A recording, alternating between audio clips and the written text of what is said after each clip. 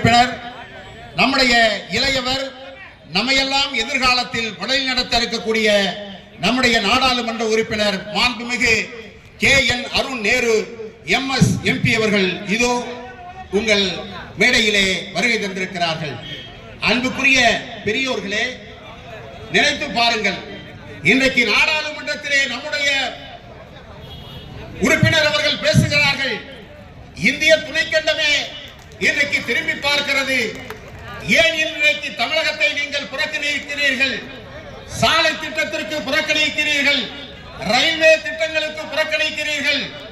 அதை போல நம்முடைய மத்திய அரசாங்கத்தினுடைய நிறுவனங்கள் கொண்டு வருவதில், மத்திய அரசாங்கத்தினுடைய தலைமையகம் அமைப்பதில், அதை போல இந்த தேசிய கல்விக் கொள்கையை கொண்டு வந்து நம்மை அடக்குவதில் இப்படி எத்தனையோ குறைகளை எல்லாம் இன்றைக்கு சுட்டிக்காட்டி நாடாளுமன்றத்திலே பேசிக் கொண்டிருக்கிறார் நம்முடைய நாடாளுமன்ற உறுப்பினர் அவர்கள். இன்னும் சொல்ல போனால் 2019ஆம் ஆண்டு அங்கே மதுரையிலே எய்ம்ஸ் என்கின்ற மருத்துவக் கல்லூரியை அடிக்கல் நாட்டினார்கள். இன்றைக்கு வரை அந்த பணி தாமதமாகவே இருக்கிறது. ஒரு செங்கல் கூட வைக்காமல் விட்டு சென்று விட்டார்கள். அந்த அளவிற்கு மத்திய அரசாங்கத்தை இன்றைக்கு புறக்கணிக்கக்கூடிய ஒரு பாராளுமன்றத்திலே இன்றைக்கு பிரதமராக இருக்கிறவர்கள். நம்முடைய நாடாளுமன்றத்தினுடைய வரலாற்றில், ஜனநாயகத்தினுடைய வரலாற்றில் நினைத்து பாருங்கள். நாம் தான் நம்முடைய தமிழ்நாட்டிலே தந்தை பெரியார் அவர்கள் சொன்னார்கள், 6 பிள்ளை 7 பிள்ளை 10 பிள்ளை 14 பிள்ளை, இன்னும் சொல்ல போனால் 16 செல்வங்கள் என்று சொன்னால் 16 செல்வங்கள் என்று சொன்னால் 16 குழந்தைகள் என்று பெற்றுக் கொண்டிருந்தார்கள். தந்தை பெரியார் அவர்கள் தான் சொன்னார்கள், கருவிற்கு கதவை சாத்த வேண்டும் என்று சொன்னால் குடும்ப கட்டுப்பாடு திட்டத்தை கொண்டு வருவேன் என்று சொல்லி அந்த காலத்திலே சொன்னார்கள். அதன் காரணமாக நம்முடைய கழக ஆட்சி அமைந்தவுடன் குடும்ப கட்டுப்பாடு திட்டம் நடைமுறைப்படுத்தப்பட்டது. நமக்கு 3, நாம் 2, நமக்கு 2, நாம் 2, நமக்கு எதற்கு 1 என்கின்ற வகையிலே நாம் குடும்ப கட்டுப்பாடை இன்றைக்கு கொண்டு வந்து நம்முடைய பிள்ளைகள் எல்லாம் உயர்கல்வியிலே படிக்க வைத்துக் கொண்டிருக்கிறார்கள். தான் வேலை இல்லாமல் இந்தி படித்தவர்கள் தமிழ்நாட்டை நோக்கி வந்து கொண்டிருக்கின்றார்கள். அப்பொழுது தமிழ்நாடு உயர்ந்ததா, வடமாநிலம் உயர்ந்ததா என்று நினைத்து பாருங்கள். 4 ஆண்டு காலத்தில் நிதி ஒதுக்காமல் திராவிட முன்னேற்ற கழக அரசு இந்தியாவையே திரும்பி பார்க்க வைத்திருக்கின்றது. ஒவ்வொரு திட்டமும், காலை உணவு திட்டம் முதற்கொண்டு, படிக்கின்ற ஏழை மாணவர்கள் முன்னேற்றம் முதற்கொண்டு, அந்த பெரியாரை குறை சொல்வதற்கு இந்தியாவில் யாருக்கும் அருகதை இல்லை. பெரியார் அன்றைக்கே சொன்னார், நான் என்னுடைய உழைப்பு, என்னுடைய கொள்கை 50 ஆண்டுகளுக்கு பிறகு நான் இறந்த பிறகும் பேசுகின்றேன் என்றால் அப்பொழுதுதான் வெற்றி அடையும் என்று சொன்னார்கள். இப்பொழுது நாம் தமிழர் சீமான் அவர்கள் பெரியாரை இழிவுபடுத்தி பேசிக் கொண்டிருக்கின்றார். ஒரு பெண்ணை கெடுத்து விட்டு நான் கெடுக்கவே இல்லை என்று சொல்லுகின்றார். நாங்கள் கொடுக்கின்ற பணத்தை, இந்த பொங்கல் பரிசை, இதெல்லாம் ஒரு பொங்கல் பரிசா என்று கேட்கின்ற சீமானவர்களே, நீங்கள் ஒரு நடிகைக்கு மாதம் 50 ரூபாய் கொடுத்து ஏமாற்றி இருக்கின்றீர்களே, அது நியாயமா? திமுகவை பற்றி எதிர்கட்சிகள் எந்த கொம்பனும் பேசவும் முடியாது, அதற்கு அருகதையும் இல்லை. திராவிட முன்னேற்ற கழகம் தொடர்ந்து 70 ஆண்டுகள் பயணித்துக் கொண்டிருக்கின்றது. எந்த கொம்பனாலும் ஆக்கவோ அசைக்கவோ முடியாது. இந்த திராவிட மாடல் ஆட்சியின் நாயகன் ஒவ்வொரு நாளும் தமிழக மக்களுக்காக இன்றைக்கு உழைத்துக் கொண்டிருக்கின்றார்கள். முத்தமிழறிஞர் கலைஞர் சொன்னதை போல உழைப்பு உழைப்பு என்று உழைத்துக் கொண்டிருக்கின்றார். அந்த தலைவரை வாழ்த்துவோம், வணங்குவோம். நன்றி, வணக்கம்.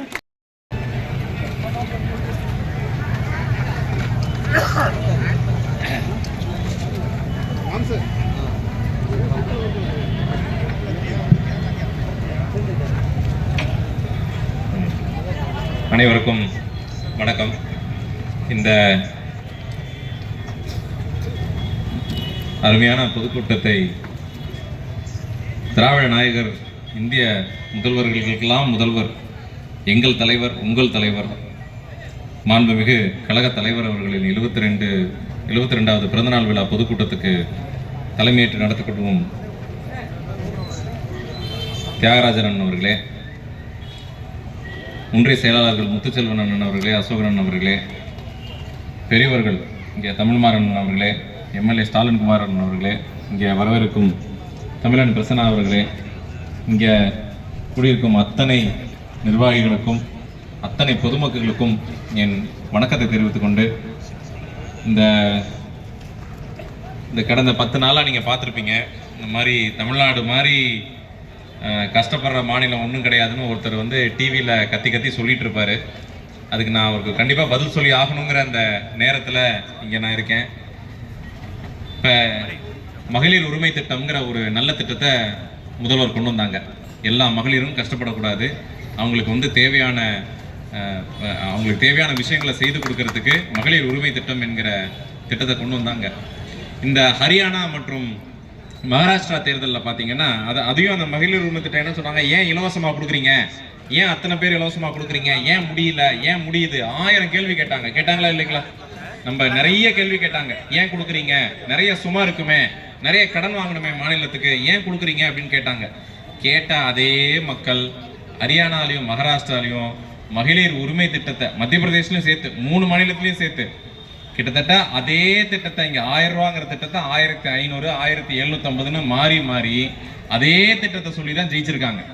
அப்போ வந்து தமிழகத்துக்கு மட்டும் கொடுக்கக்கூடாது, அவங்க ஆளுகிற மாநிலத்தில் கொடுக்கலாமா அப்படிங்கிற கேள்வி அடுத்த தடவை அவங்க கேட்டாங்கன்னா நீங்கள் கண்டிப்பாக கேட்கணும் அப்படிங்கிறத உங்கள் ஞாபகத்துக்கு கொண்டு வரேன். இன்னொன்று, முதல்வர் அவர்கள் செய்த அந்த நல்ல திட்டங்களுக்கு ஏதாவது குறை சொல்லணுங்கிற ஒரு காரணம் இருக்குது. அதுக்கு வந்து நிறைய கடன் வாங்கியிருக்கீங்க. தமிழ்நாடு பார்த்தீங்கன்னா 5 வருஷத்துக்கு முன்னாடிக்கும் இப்போக்கும் அவ்வளோ கடன் இருக்குன்னு சொல்கிறாங்க. நான் ஒன்று தான் சொல்லிக்கிறேன். நம்ம கடன் வாங்குறது எப்படின்னா, மொத்த உற்பத்தியில் 26 ரூபா, 100 ரூபா நம்ம வந்து தமிழ்நாடு வந்து சம்பாதிக்குது அப்படின்னா 26 ரூபா கடன் வாங்கியிருக்கோம். 26 ரூபா கடன் வாங்குறது தப்பா? நீங்கள் வாங்குவீங்களா மாட்டிங்களா? ஒரு 2 வீலர் வாங்குறீங்க, ஒரு 10,000 ரூபா சம்பளம் வாங்கினீங்க, 2000 ரூபா கடன் வைப்பீங்களா மாட்டிங்களா? நியாயம் தானே? சரி, ரைட்டு. அதுவே நீங்கள் அவங்க தப்புனே வச்சுக்கங்க, அவங்க சொல்கிற அந்த தப்புனே வச்சுக்கங்க. இந்தியா சென்ட்ரல் கவர்மெண்ட்ல எவ்வளோ திரும்ப வச்சிருக்காங்க? 56 ரூபா வச்சிருக்காங்க. 56 ரூபா கடன் வாங்குவீங்களா? கொடுக்குற காசுக்கு மேலே நீங்கள் கடன் வாங்குவீங்களா? பாதிக்கு பாதி வந்து வட்டிக்கே போயிடாதா? சாதாரண மக்களுக்கு தெரிய வேண்டிய விஷயம். அவங்களுக்கு நான் மட்டும் இனிக்குது, நமக்கு நான் மட்டும் கசக்குதுங்கிற மாதிரி தான் எல்லா விஷயத்துலையும் அவங்க சொல்லிட்டு இருக்காங்க. இன்னொன்று பார்த்தீங்கன்னா, பெரிய அறிவாளிகள் அவளுக்கு. நம்ம வந்து படிக்கவே இல்லை.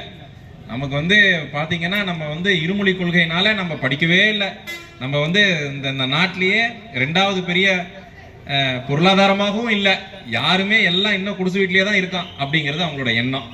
ஆனால் அப்படி பார்த்தீங்கன்னா, நான் என்ன கேட்குறேன், நல்லா தானே இருக்கும். நம்ம பசங்க படிச்சுட்டு வெளிநாடுக்கு போகலையா இல்லையா? வேலை பார்த்துட்டு இருக்காங்களா இல்லையா? எல்லாரும் திருப்பி வராங்களா இல்லையா? இங்கே பைக் ஓட்டுறாங்களா இல்லையா? காரில் போய் வேலை பார்க்குறாங்களா இல்லையா? இதில் ஏதாவது தப்பு இருக்கா? ஹிந்தி படிக்கிறதுனால ஃப்ளைட்டில் போக போகிறாங்களா இங்கேருந்து? இல்லை அவங்க ஃப்ளைட்லேருந்து இங்கே வர போகிறாங்களா? சரி, அதை விட்டுருங்க. அவங்க ஊர்லேயே, நம்ம ஊரில் கண்டிப்பாக தமிழும் சரி ஆங்கிலமும் சரி நம்ம பசங்க இங்கே வந்து பள்ளிக்கூடத்தில் படிக்கிறாங்க, ஒரு இடத்துல செய்கிறாங்க. அவங்க ஊரில் இன்னும் ஹிந்தியை தவிர வேறு மொழியை இன்னும் 2வது மொழிக்கே வரல. 3வது மொழியை விடுங்க, இன்னும் 2வது மொழியே வரல. ஆனால் நம்ம ஊரில் இருக்கிற இந்த முன்னேற்றத்தின் பொறாமையானால மட்டும்தான் ஏதாவது காரணம் கண்டுபிடிச்சி, ஐயோ என் பிள்ளை 3வது மொழி படிக்கல, 4வது மொழி படிக்கல, 5வது மொழி. அம்மா, உலகம் ஃபுல்லாக சுற்றி இருக்கேன், நான் 2 மொழி தான் படிச்சிருக்கேன், நான் சந்தோஷமாக தான் இருக்கேன், நல்லா தான் இருக்கேன், நான் ஒன்றும் தவறெல்லாம் ஒன்றும் பண்ண கிடையாது. பாராளுமன்றத்தில் போய் நான் அதை தான் சொல்லிட்டு இருக்கேன். என்னால் 2 மொழி படித்து பாராளுமன்றம் போக முடியும்னா நம்ம பசங்க போக முடியாதா? நல்லா தானே இருக்கோம்? கண்டிப்பாக நல்லா தான் இருப்போம். கடைசியாக சொல்லுவாங்க, இந்த மாதிரி வந்து வேலைவாய்ப்பு வந்து நம்ம வந்து வேலைவாய்ப்பை பற்றி நிறைய பேசுவாங்க. நான் சொல்லலாம் ஒன்று தான். நம்ம மாநிலத்தில் இந்தியாவிலேயே சிறு குறு தொழில்கள் 10 லட்சம் 25 லட்சத்துக்குள்ளார இருக்க தொழில் அமைப்புன்னு பார்த்தீங்கன்னா, இந்தியாவில் இருக்க 100 தொழில் இருந்ததுன்னா 44% தமிழ்நாட்டில் மட்டுமே இருக்கு.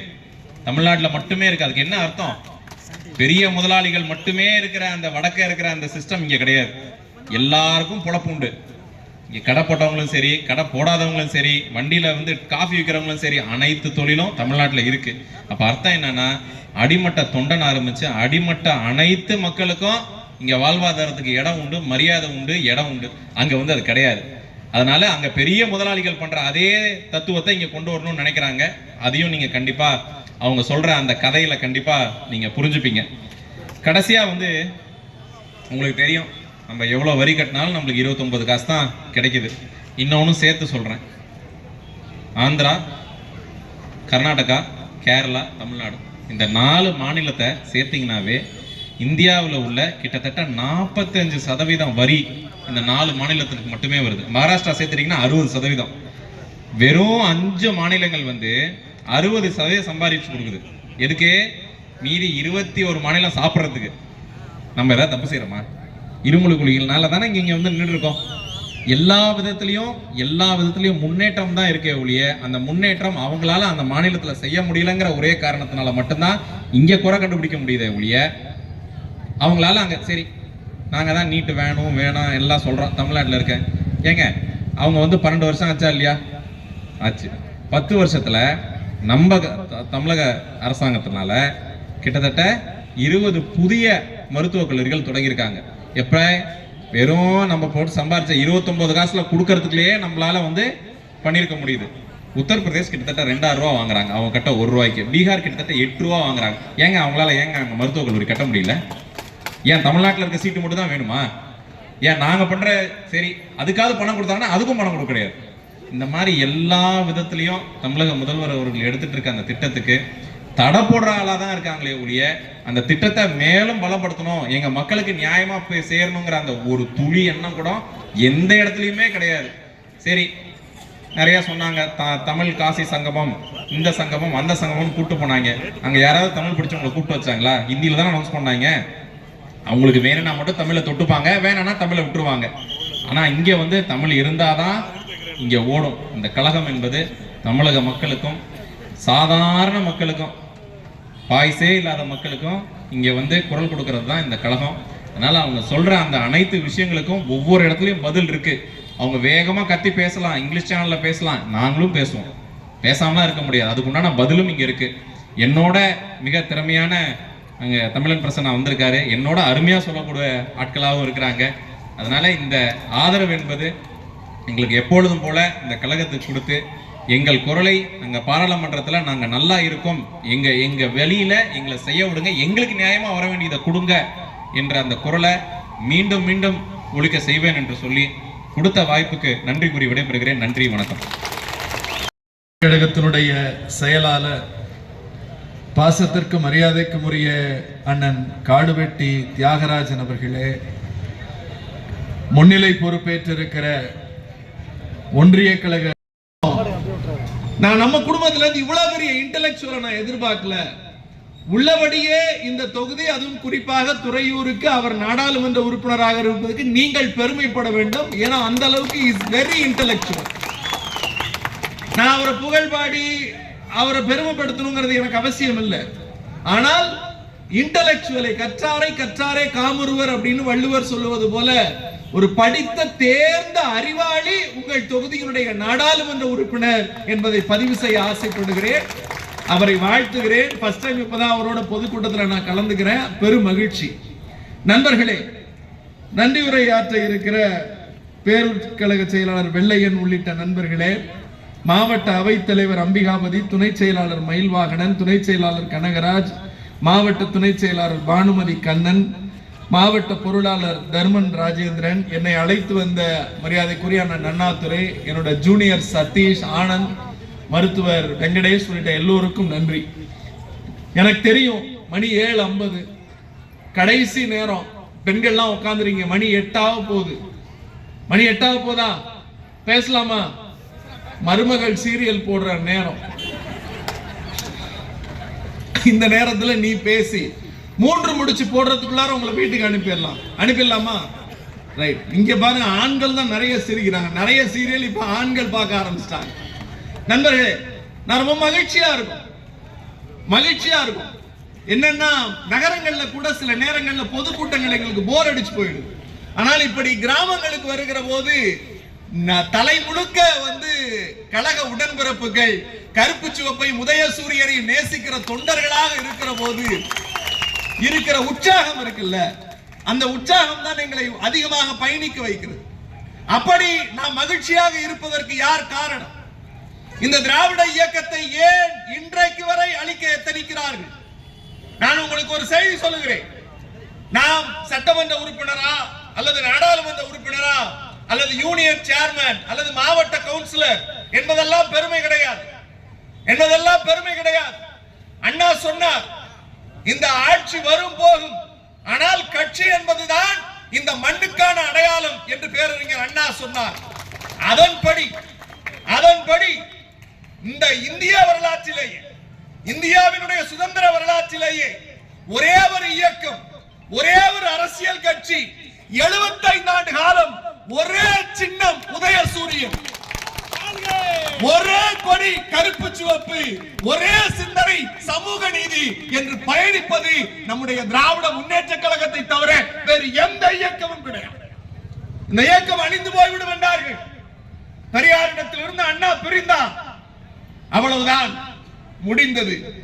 இனிமேல் பார்ப்பன கொட்டம் விரித்து ஆடும், ஆரியம் தலைவிரித்து ஆடும், சூத்திரர்களாக மாற்றுவதற்கு இனிமேல் எவனும் கேள்வி கேட்க மாட்டான் என்று எக்களித்த போது பெருந்தகை பேரறிஞர் அண்ணா வந்தார். அண்ணா வந்த போது ஐயோ இவன் யார் என்று எல்லோரும் எகடியம் பேசினார்கள். அழுக்கு சட்டை, குள்ளமான உருவம், கலைந்த முடி, மூக்குப்பொடி போட்டு போட்டு சட்டையெல்லாம் கரை, இந்த பிச்சைக்காரர் வடிவிலே இருக்கிறவனா இந்த நாட்டை ஆளப்போகிறான் என்று எகடியம் பேசியவர்கள் வந்தார். நான் CN அண்ணாதுரை என்கிற நான் தமிழ்நாட்டு மக்களின் முழுமுதல் ஆதரவை பெற்று தமிழ்நாட்டுக்கு முதலமைச்சராக பொறுப்பேற்கிறேன் சொல்லி 3 விஷயத்தை பண்ணார். 3 விஷயத்தை பண்ணார். ஒன்னு, சுயமரியாதை திருமணம். சுயமரியாதை திருமணம்னா என்ன? இந்து சட்டத்தின்படி நாம செய்து கொண்ட திருமணங்கள், சூத்திரர்கள் செய்து கொண்ட திருமணங்கள் செல்லாது. நம்மை வேசி மக்கள் என்றான், சட்டப்பூர்வமா சொன்னார். அண்ணா வந்து சொன்னார், என் தாய் நாட்டில் என் திராவிட பெருங்குடி மக்களை திருமணத்தின் பெயரால் கொச்சைப்படுத்துவதை ஒரு நாளும் ஏற்றுக்கொள்ள மாட்டேன். அந்த திருமணத்தை செல்ல வைப்பதற்கு ஐயர் தேவையில்லை, புகை தேவையில்லை, மாலை 2 பேர் மாற்றிக்கொண்டு வயதுக்கு வந்திருந்தால் போதும், அதுதான் அந்த திருமணத்தை சட்டப்பூர்வமாக அங்கீகரிக்கிறேன்னு நம்ம எல்லாம் வேசி மக்கள் என்கிற தலையெழுத்தில் இருந்து மாற்றி மானமும் அறிவும் உடைய மக்களாக மாற்றியது பேரறிஞர் அண்ணா. அவர் கொடுத்ததுதான் இருமொழி கொள்கை, அவர் கொடுத்ததுதான் நாம் இன்றைக்கு பெருமையோடு சொல்லுகிறோமே. மற்ற மாநிலத்துக்காரன் ஆந்திர பிரதேசம், மத்திய பிரதேசம், குஜராத் என்கிற போது ஒரு நாட்டிலேயே ஒரு நாட்டை நமக்கு வடிவமைத்து விட்டு போனார். இந்தியா உன் நாடன் தான், இல்லை தமிழ்நாடு தான் என் நாடு என்று சொல்லுகிற அகங்காரத்தை நமக்கு கொடுத்தது இந்த இயக்கம். அண்ணா வாழ்ந்த காலம் மிக குறைவு. அண்ணா மறைந்து போனார். அதற்கு பிறகு யார்? பெரிய சிக்கல் வந்தது. நாவலர் நெடுஞ்செழியன் சொன்னார், நான் தான் மூத்தவன், நான் தான் முதலமைச்சர், நான் தான் தலைவன் என்றார். ஆனால் மக்கள் ஏற்றுக்கொள்ளவில்லை. மக்கள் ஏற்றுக்கொண்ட ஒரே தலைவர் யார்? இன்றைக்கும் நம் உதரமெல்லாம் நெஞ்சமெல்லாம் நிறைந்திருக்கிற, நம்மை இன்றைக்கும் வாழ வைத்துக் கொண்டிருக்கிற முத்தமிழறிஞர் டாக்டர் கலைஞர் என்கிற தலைமகன் நம்மை வாழ வைத்துக் கொண்டிருக்கிறார். 50 ஆண்டு காலம் இந்த இயக்கத்தின் தலைவர். அவதூறு சேர் இந்த இயக்கத்தை அழிப்பதற்கு, இந்த இயக்கத்தின் வேரில் வெந்நீர் ஊற்றுவதற்கு காலமாய் ஆரியம் சூழ்ச்சி செய்து கொண்டிருக்கிறது. ஆனால் கலைஞர் நம்மை பாதுகாத்துக் கொண்டே இருந்தார். எத்தனையோ பிரிவினைகள், உடைப்புகள் எல்லாம் வந்தது. ஆனால் கொண்ட கொள்கையில் நேர்மையோடு பயணித்து தமிழக மக்களை பாதுகாத்த ஒப்பாரும் காரும் இல்லாத தலைவர் நம்முடைய முத்தமிழறிஞர் டாக்டர் கலைஞர். சரி, அவருக்கு பிறகு மறைந்து விட்டார், தலைவர் மறைந்து விட்டார். எல்லோரும் எகடியம் பேசினார்கள். என்ன பேசினார்கள்? கலைஞருக்கு பிறகு கட்சி இருக்காதுப்பா, கலைஞருக்கு பிறகு கட்சி இருக்காது, அப்படியே கட்சி இருந்தாலும் கொள்கை இருக்காது அப்படின்னு பேசினான். எப்ப அவர் துண்டு சீட்டு வச்சு பேசுறாருப்பா, அவருக்கு எதுவும் தெரியாது அப்படின்னு சொன்னான்.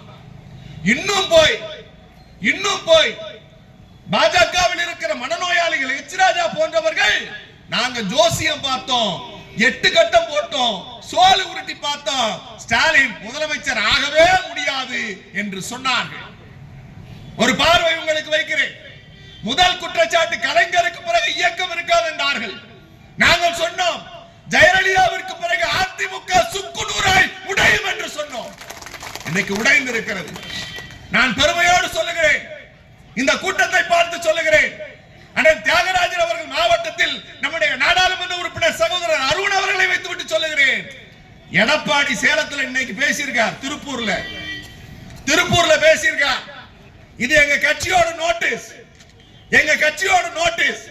இங்க உட்கார்ந்து இருக்கிற 90% பேர் கருப்பு சுவப்பை உயிரென நேசிக்கிற திமுகவின் தொண்டர்கள். அதிமுக என்ன போட்டிருக்கான் தெரியுமா? கீழே கூட்டத்தில் கலந்து கொள்ளுகிறவர்களுக்கு குலுக்கல் முறையில் 2 டிவி 3 சைக்கிள் 4 பம்பு தரும்னு எழுதியிருக்கான். குலுக்கல் முறையில கட்சி சேர்க்கிற அளவுக்கு அதிமுக போயிடுச்சு. அதை பத்தி எங்களுக்கு கவலை இல்லை, அதை பத்தி கவலை இல்லை. ஆனால் அவர்கள் விளைவித்த கேடு நமக்கு அதிகம், அவர்கள் விளைவித்த கேடு அதிகம். அப்படிப்பட்ட ஒரு கேடுதான் மோடியும் அமித்ஷாவினுடைய வார்த்தையை கேட்டு நம் வீட்டு பிள்ளைகள் உயர்கல்வி படிப்பில் 50% மாநில இடஒதுக்கீட்டை விட்டுக் கொடுத்தார்கள். முதலமைச்சராக முத்துவேல் கருணாநிதி ஸ்டாலின் அவர்கள் வந்தார். முதலில் உச்சநீதிமன்றத்தில் வழக்கு தொடர்ந்தார். வழக்கு தொடர்ந்து அந்த வழக்கில் வெற்றி பெற்றார். மத்திய சர்க்கார், மோடி சர்க்கார் சொன்னது கொடுக்க முடியாது என்று சொன்னார்கள். மீண்டும் ஒரு மனுவை தாக்கல் செய்து தமிழ்நாட்டில் இருக்கிற பிள்ளைகளுக்கு 50% மேல் படிப்பில் இடஒதுக்கீட்டை பெற்றுக் கொடுத்தது முத்துவேல் கருணாநிதி ஸ்டாலின் என்கிற தலைவர். இதுல பெருமை என்ன தெரியுமா? கலைஞருக்கு பிறகு கட்சி இருக்காதுன்னா, கட்சி ஒளி வீசி பறந்து கொண்டிருக்கிறது, பட்டொலி வீசி. கொள்கை இருக்காதுன்னா எங்கள் மாநிலத்துக்கு மட்டுமல்ல, அந்த உச்ச நீதிமன்ற திர்ப்பின் அடிப்படையில் இந்தியாவில் இருக்கிற அனைத்து மாநிலத்திலும் பிற்படுத்தப்பட்டவர்களுக்கு 50% இடஒதுக்கீடு உயர்கல்வியில் பெற்றுக் கொடுத்தது திராவிட முன்னேற்ற கழகத்தின் தலைவர் முத்துவேல் கருணாநிதி ஸ்டாலின். அவருக்கு தான் இன்றைக்கு பிறந்த நாள். துண்டு சீட்டு வைத்து பேசுகிறார் என்று சொன்னார்கள். டெல்லியில் இருக்கிற தலைவர்கள் எல்லோரும் சொன்னார்கள். எங்கள் அன்பிற்குரிய சகோதரர் ராகுல் காந்தி சொன்னார், அவர் துண்டு சீட்டு அல்ல, அவர் துண்டு சீட்டு அல்ல, இந்தியாவிற்கான துருப்பு சீட்டு. மோடி நீ 400 என்றாய், உன்னை 280க்குள் சுருக்கியது முத்துவேல் கருணாநிதி ஸ்டாலின் என்கிற ஒப்பாருமை காரணமில்லாத தலைவர். அடுத்ததா நம்ம ஹெச் ராஜா, அவர் என்ன சொன்னார்? நாங்க ஜோசியம் பார்த்தோம், சோழி உருட்டோம், சூனியம் கூட வச்சோம், ஸ்டாலின் முதலமைச்சர் ஆக முடியாது என்று சொன்னார். முதலமைச்சராகி ஒரு பத்திரிகையாளர் சந்திப்பில் ஹெச் ராஜா சொன்னார், the Stalin is more dangerous than Karunanidhi என்று சொன்னார்.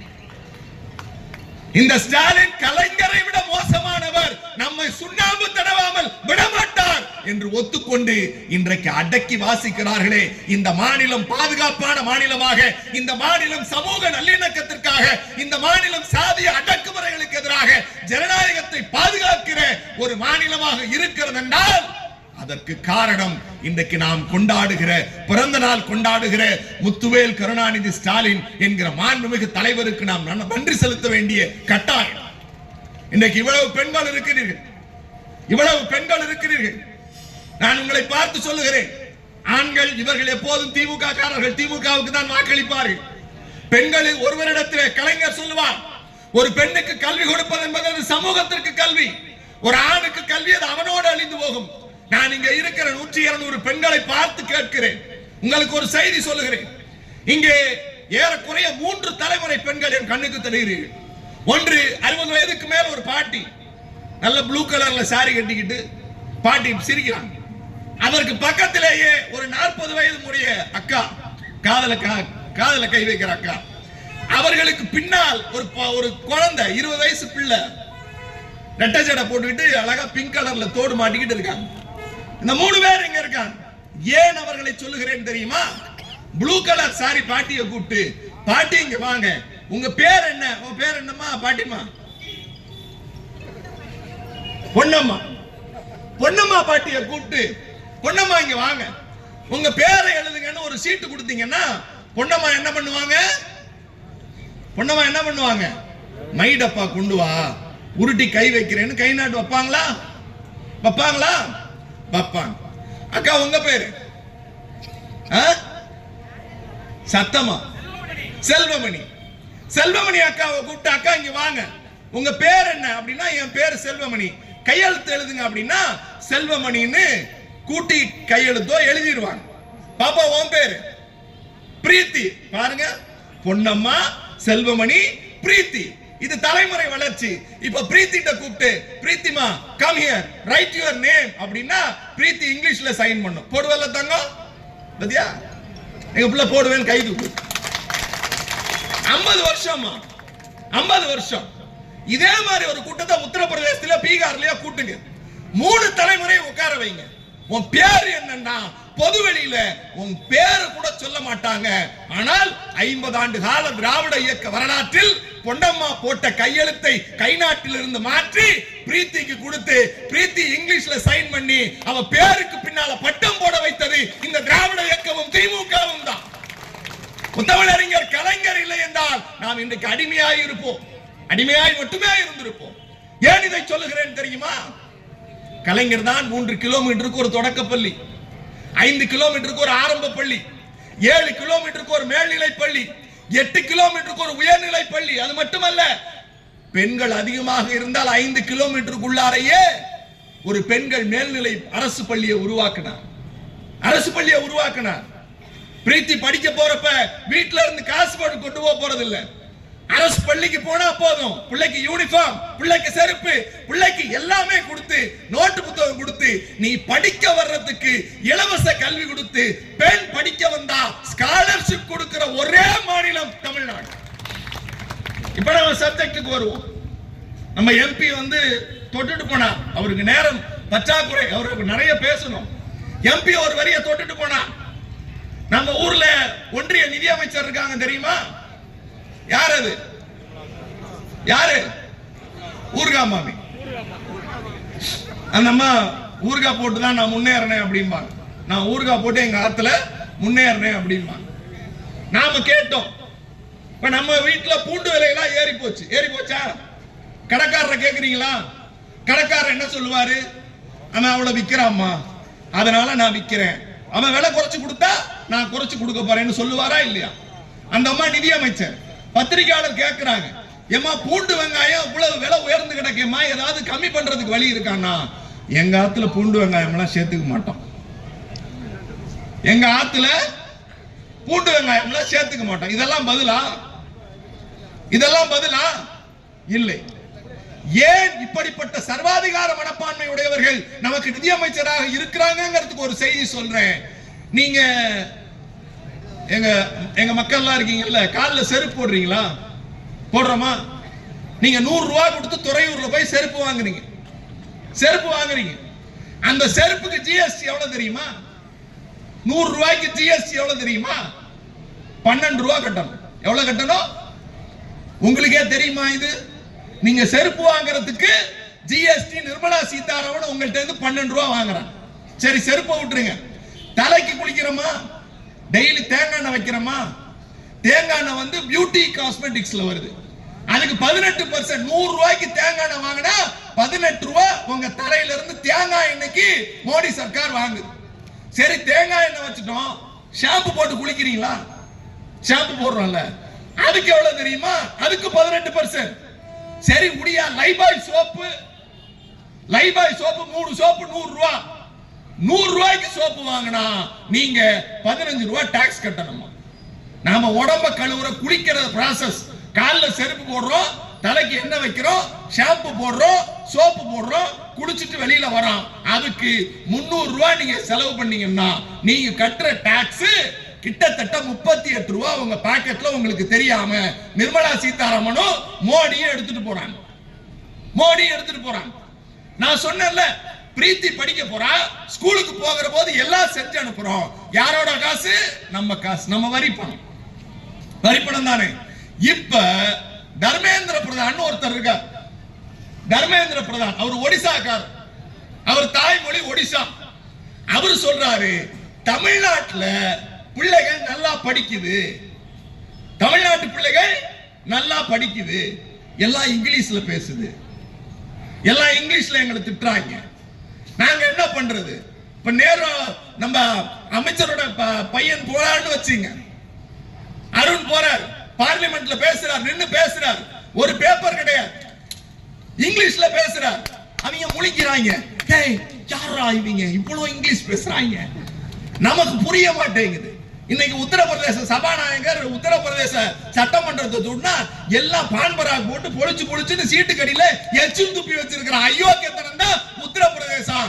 எங்க வீட்டு பிள்ளைங்க டெல்லியில போய் பார்லிமெண்ட்ல இங்கிலீஷ்ல பேசுறத அவங்களால பொறுத்துக்க முடியல. அதுக்கு என்ன பண்றான்னா, நம்ம பிள்ளைங்களுக்கு நான் இப்ப பெரிய தாய்மார்கள்லாம் இருக்கீங்க, சில பேர் நம்ம காட்டு வேலைக்கு போவோம், சில பேர் மார்க்கெட்டுக்கு ஏதாவது கீரை பூவு பழம் வியாபாரத்துக்கு வருவோம், சில பேர் வீட்டு வேலைக்கு போவோம். அப்படி போறப்ப ஒரு தாயினுடைய முதல் கடமை என்னமா? என்னது? தான் குழந்தைக்கு பசியாத்திரம், தான் குழந்தைக்கு பசியாத்திரம். வள்ளுவன் சொல்லுவான், தாயின் ஆகச்சிறந்த கடமை குழந்தைக்கு பசி உணர்வு வருவதற்கு முன்னால் அவள் பசியாற்றுபவள் தான் தாய் என்று சொல்லுவான். வேலைக்கு போற பிள்ளைகள் தன் குழந்தைகளை பட்டியா அனுப்புறீங்க. சில நேரம் பள்ளிக்கு போறப்ப பசியில பிள்ளை சுருண்டு நிக்குது. அப்போ ஒரு வழியில போறப்ப தலைவர் கேட்கிறாரு, ஏப்பா இப்படி டல்லா இருக்க, ஏன் என் தம்பி ஏன் சோகமா இருக்கன்னா, எனக்கு பசிக்குது ஐயா அப்படின்னு முதலமைச்சர் சொன்னா. திருவாரூர்ல இருந்து வந்தாருங்க. அடுத்த நாள் காலை சொன்னார், பெரிய நிதி நெருக்கடி, ஆனா ஒரு வேளை கூட சின்ன குழந்தைங்க பள்ளிக்கு போறப்ப பட்னியா போக கூடாதுன்னு ஒரு தாய் செய்யக்கூடிய வேலையை முதலமைச்சர் தாயுமானவனாக இருந்து நம்ம பிள்ளைக்கெல்லாம் காலையில சாப்பாடு போடுறாரா? சத்தமா சொல்லுங்க. நம்ம பிள்ளைங்க சாப்பிடுதா? இந்த சாப்பாடை நிறுத்துறதுக்கு வேலை பார்க்குது மோடி சர்க்கார். இந்த சாப்பாடை நிறுத்துறதுக்கு மோடி சர்க்கார் வேலை பார்க்குது. நம்ம பிள்ளைக்கு நோட்டு புக்கு கொடுக்கிறோமா? அதை நிறுத்து. நம்ம பிள்ளைக்கு பேக் கொடுக்கிறோமா? நிறுத்து. நம்ம பிள்ளைக்கு யூனிஃபார்ம் கொடுக்கிறோமா? நிறுத்து. ஸ்காலர்ஷிப் கொடுக்கிறோமா? நிறுத்து. ஏன்டா நிறுத்தணும்னா, நீ நிறுத்தலைன்னா நான் உங்ககிட்ட இருந்து வாங்குற வரியில இருந்து பணம் வருது இல்ல, இந்த வருஷம் காலாண்டுக்கு வர வேண்டிய சமகரக சிக்ஷா அபியான்னு சொல்லக்கூடிய ஒரு திட்டத்துல 2458 கோடி நமக்கு வரல, நமக்கு தரல. ஏன்டா தரலன்னு கேட்டோம். அதுக்கு அவன் என்ன சொல்றான், அந்த நிதியெல்லாம் சேர்ந்துதான் நம் பிள்ளைகளை படிக்க வைக்கிறோம், நம் பிள்ளைகளுக்கு காலை உணவு கொடுக்கிறோம், நம்முடைய வரிப்பணம். நீங்க குளிக்கிறப்ப 300 ரூபாய்க்கு சோப்பு ஷாம்பு எண்ணெய் வாங்கிட்டு வெளியில வந்தா 38 ரூபாய் கொடுக்குறீங்கல்ல, அந்த காசுல தான் நமக்கு அந்த பணத்தை திருப்பி கொடுக்கிறோம். நம்ம எம்பி சொன்னார்ல, நாம 1 ரூபாய் கொடுத்தா 29 காசு, அவன் உத்தரப்பிரதேசக்கார 1 ரூபாய் கொடுத்தானா 2000 ரூபாய். 29க்கு 2000 ரூபாய்க்கு வித்தியாசம் இருக்குல்ல. நாம டாக்ஸ் கட்டுறோம், ஆனா நம்ம கிட்ட இருந்து புடுங்கி அங்க கொடுக்கறான். நம்ம பிள்ளைகளை படிக்க விடாம பண்றதுக்கு எல்லா வேலையும் செஞ்சுட்டான். முதலமைச்சர் எதுக்குப்பா இப்ப தரமாட்டேங்கிற அப்படின்னா, உங்க பிள்ளைங்க எல்லாம் ஹிந்தி படிக்க மாட்டேங்குது, உங்க பிள்ளைங்க எல்லாம் என்ன படிக்க மாட்டேங்குதா? ஹிந்தி படிக்க மாட்டேங்குது. சரியா, ஹிந்தி படிக்கணும்னா இப்ப என்ன பிரச்சனை உனக்கு? ஹிந்தி படிச்சுட்டா என்ன அப்படின்னா, டிவியில பாத்திருக்கீங்களா? என்னைய விவாதத்துல பாத்திருக்கீங்களா? விவாதத்துல வர்றவன்ட்ட பாஜக காரன் கேக்குற, சரிடா இப்ப ஹிந்தி படிச்சா என்னடா ஆகும்னா, உங்க ஊர்ல பானிபூரி விக்கிறவன்ட்ட கொஞ்சம் பானிபூரி அதிகமா கேட்கலாம், டெல்லி போனா சாம்பார் கொஞ்சம் அதிகமா கேட்கலாம், ஹிந்தி தெரிஞ்சவன் வந்து உங்களை கற்பழிக்க வந்தான்னா நீங்க கத்தி கூப்பாடு போட்டு அவனை ஹிந்தியில திட்டலாம், வேற மாநிலத்துக்கு போய் வேலை பார்க்கலாம். இதுக்கு நீங்க ஹிந்தி கத்துக்குங்க, அந்த ஹிந்தி கத்துக்கிட்டாதான் நான் பணம் தருவேன் அப்படின்னு அவர் சொல்றார். யார் சொல்றாரு? மோடி சொல்றார். இப்ப நாம என்ன கேட்கிறோம்? நாங்க என்ன கேட்கிறோம்? இந்த துறையூர்ல இந்த ஊர்ல பானிபூரி கடை இருக்கா? இங்க யார் பானிபூரி விக்கிறது? யாரு? வடநாட்டுக்காரங்க. நாங்க ரிலாக்ஸா போய், டேய் தம்பி ஒரு பிளேட் பானிபூரி குடுறா அப்படின்னு கேட்டு எங்க காசு அப்படி தூக்கி விட்டா அவர் எடுத்து பாக்கெட்ல வச்சுக்கிறார். எங்க வீட்டுல எங்க சந்தோஷத்துக்கு தான் ஹிந்தி தெரிஞ்சவன் பானிபூரி விக்கிறான். எங்க வீட்டுல பெயிண்ட் அடிக்கிறதுக்கு ஹிந்தி தெரிஞ்ச உத்தரப்பிரதேசத்துக்காரன் வந்து நிக்கிறான்.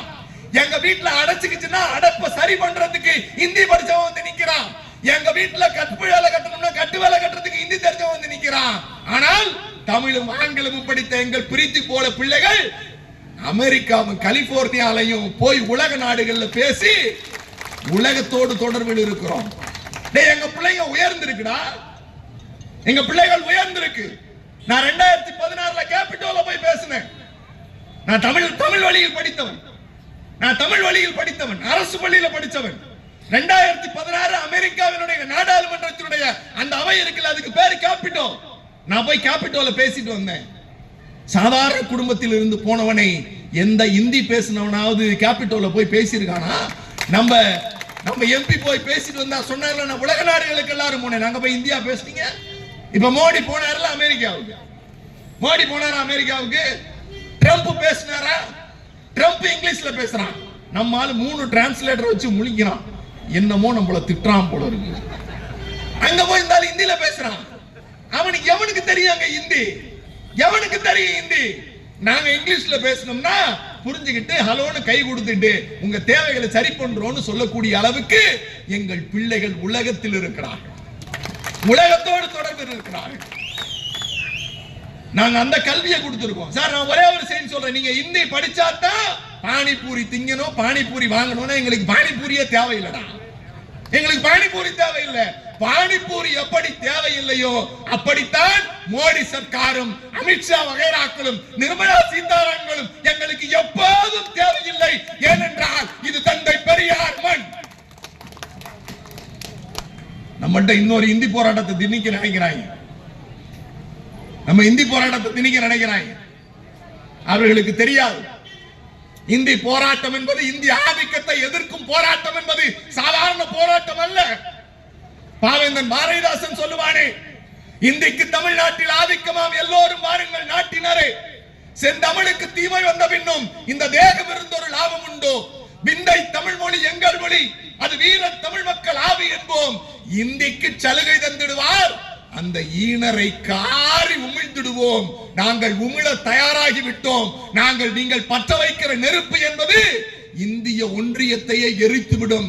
இந்தி வேண்டுமா, இந்தியா வேண்டுமா என்பதை நீங்கள் முடிவு செய்யுங்கள். ஏனென்றால் இது திராவிட மண், திமுக காரன் இன்னும் வாழ்ந்து கொண்டிருக்கிறான் என்பதை மோடி வகைராக்களுக்கு சொல்லுகிறேன். மோடி வகைராக்களுக்கு சொல்லுகிறேன். நீங்க ஒண்ணு இல்லைங்க, நம்ம கிட்ட இருந்து வரியை மட்டும் வாங்கிக்கிட்டு நம்ம பிள்ளைகள் படிக்கிற நிதியை நிப்பாட்டியாச்சு.